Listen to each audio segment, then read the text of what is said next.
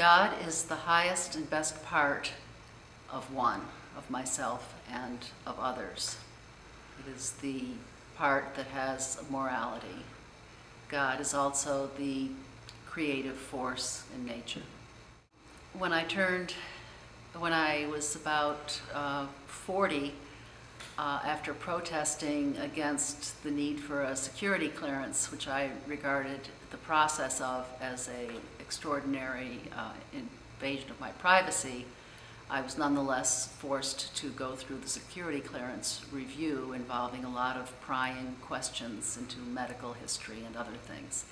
And I had to have an interview, and I knew for the first time at that rather midlife stage of my life that there was a God, because I knew that some force was with me that helped me not to totally lose it during the interview and start getting angry at the process. And I survived the process and got my security clearance fine. I've had 2 out-of-body experiences. Once when I turned 50 and saw a white light with the blue Star of David.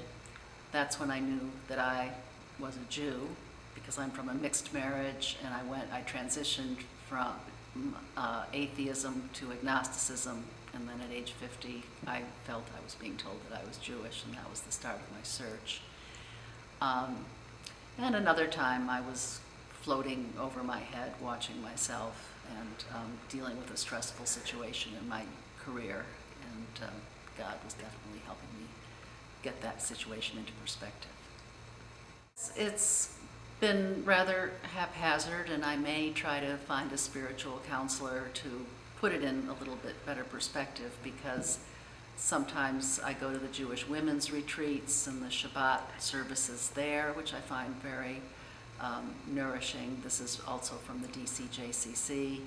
I have gone to discussions of Midrash and the Torah, and often find them too intellectualized and not spiritual enough. I'm searching for spirituality. If I could read a book, or I should read a book, but it's easier for me or more fun for me to go to a lecture on Kabbalah. I'm interested in the spirituality of Kabbalah. Ethnic Jewish identity, I would say, is as important as God, actually, almost as important as God. There's something about the history that we've had.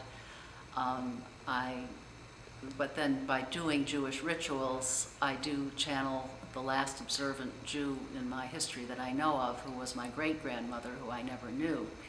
So when I had a mikveh for the first time a few years ago, I felt my great-grandmother was with me, and she's with me when I light the Hanukkah candles, or I occasionally light Shabbat candles.